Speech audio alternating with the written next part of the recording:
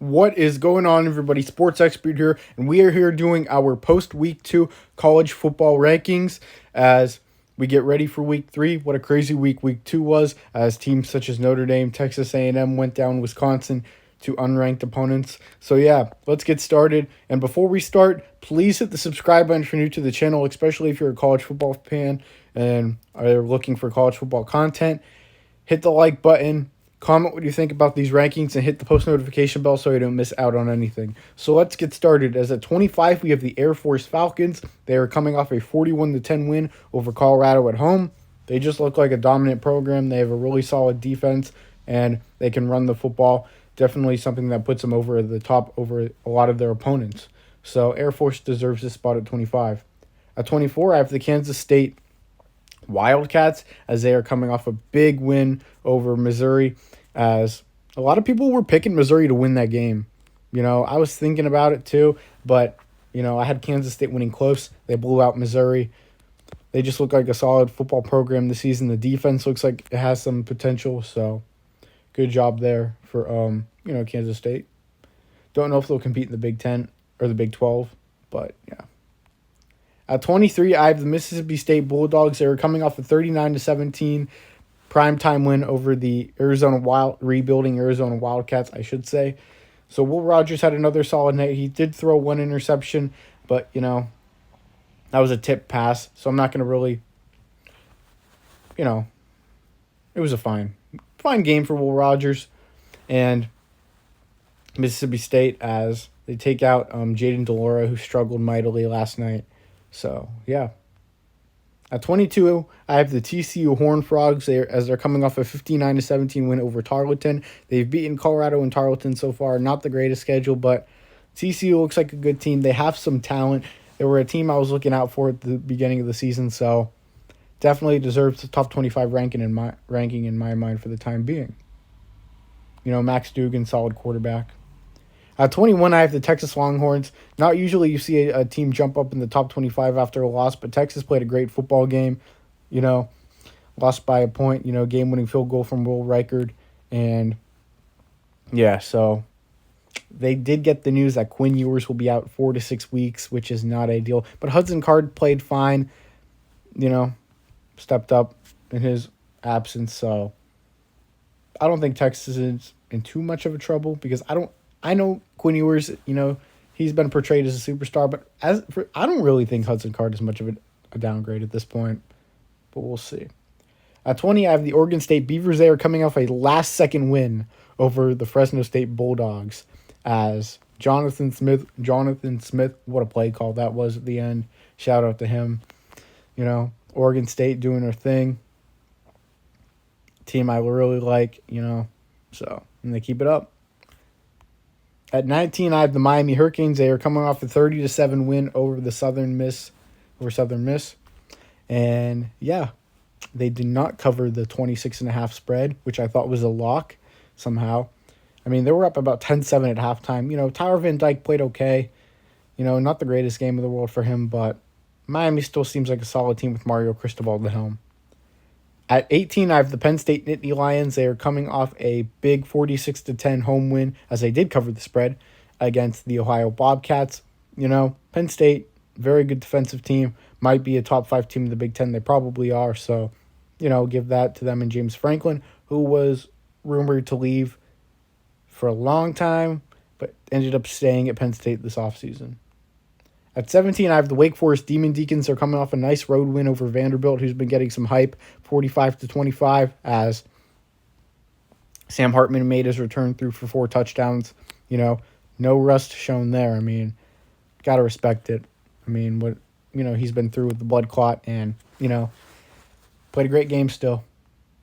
At 16, I have the Utah Utes, as they are coming off a 73-7 win over Southern Utah, as I believe Utah still is a Pac-12 contender. I think they can still win the Pac-12, but that loss versus Florida kind of hurts now.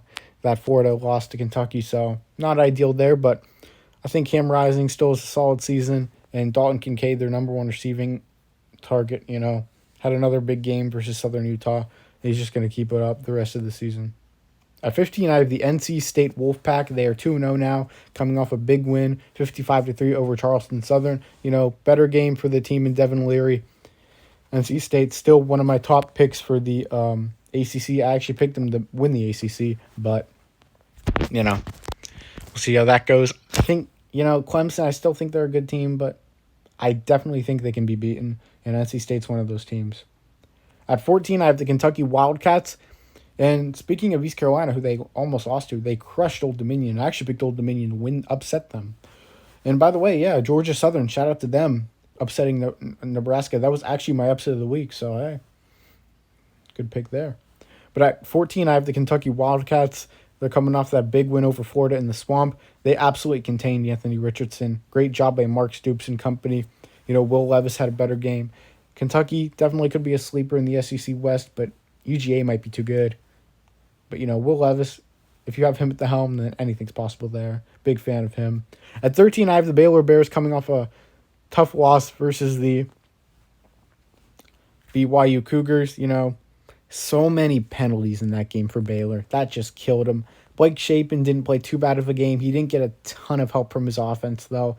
I mean, the environment seemed to be too much for a lot of guys in that offense, and it just killed any chance of Baylor winning that game, because I thought Blake Shapen, he struggled at first, but I felt like he really settled in and, gave his heart out, but the team just didn't help him enough. I mean, they ran the football well, but, the offensive line committed a few false start penalties, and it just, wasn't ideal there.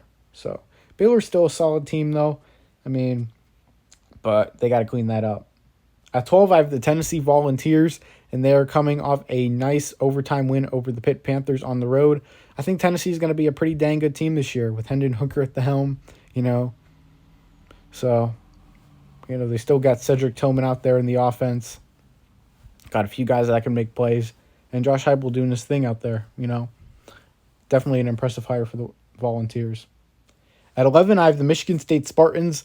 They are coming off another win over the Akron Zips, 52-0. Mel Tucker, just, one of those games where it's kind of like a practice game, but, just outmatching the opponent. But Peyton Thorne did struggle, though, so that's kind of a concern. Jaden Reed had a nice game, though. One of my top receivers in this upcoming draft. So, yeah. At 10, I have the Oklahoma State Cowboys. They're coming off a nice 34-17 win at home against the Arizona State Sun Devils. Mike Gundy just outcoached Herm Edwards. Expected, though. Spencer Sanders struggled at the beginning, but, settled in. Oklahoma State will be a contender in the Big 12 for sure.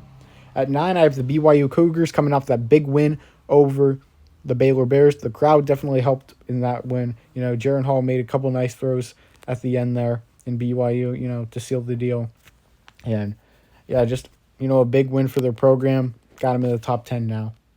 At 8, I have the Clemson Tigers, as they are coming off a big win over Furman. Not too surprising. DJ played a bit, but then Cade Klubnik came in for a bit. Played all right, So Clemson, they'll be an interesting team to watch out for this year. They could be really good or just really spiral. Who knows with Dabo's program.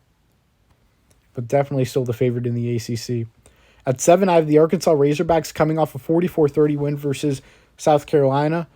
I know they allowed 30 points and only won by 14, but the score looks better. Doesn't look as good in Arkansas's favor. They played better than the score, shows.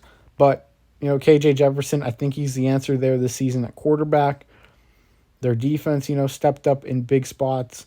Just, a lot of more garbage time type points allowed there. So, Arkansas, still one of the better teams in the country in my eyes.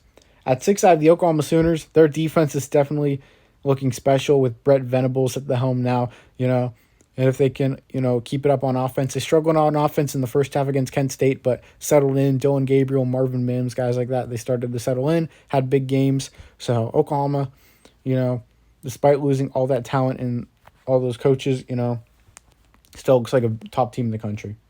At 5, I have the USC Trojans coming off a 41-28 win over Stanford. Same thing with them with Arkansas.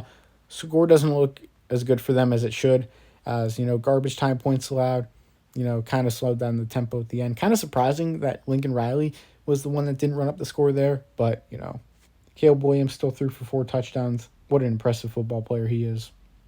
and definitely the favorite in the Pac-12 at this point. At 4, the Michigan Wolverines, coming off a big win over Hawaii. Did not cover the spread, if I'm correct. But, not too surprised there. I mean, 52 is a lot of points you're getting and giving, so. Yeah, I mean, Michigan, J.J. McCarthy should be the starter full-time. I'd be shocked if he wasn't.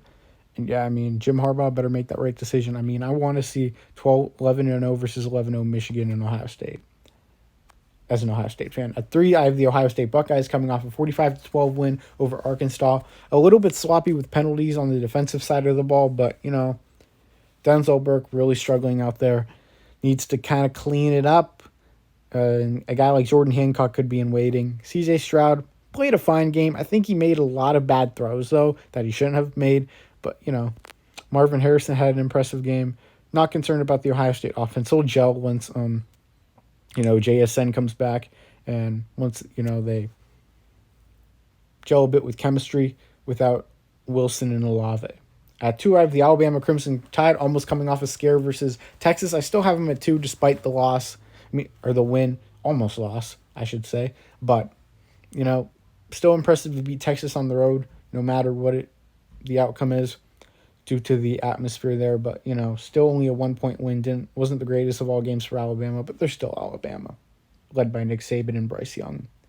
At 1, I have the Georgia Bulldogs coming off a big 33-0 win over Samford. Their 9th shutout since 2016. That's the most in the country. Quite crazy. I mean, 9 shutouts. Wow. The Georgia Bulldogs, I mean, they lost all that talent and are still competing for the national championship. I mean, it's not surprising they're competing for the national championship, but to be the potential favorite again after all that talent to go to the NFL. And even the transfer portal, they lost Jermaine Burton too on the offensive side of the ball. Just crazy. But they still got guys like Darnell Washington and Brock Bowers that can replace that production. So I appreciate everyone being here. Sports Expert here. Hit that subscribe button if you're new to the channel. Turn on the post notification bell. Like the video. Comment what you think. I would appreciate it, guys. I'm out, guys. Sports Expert here. Peace.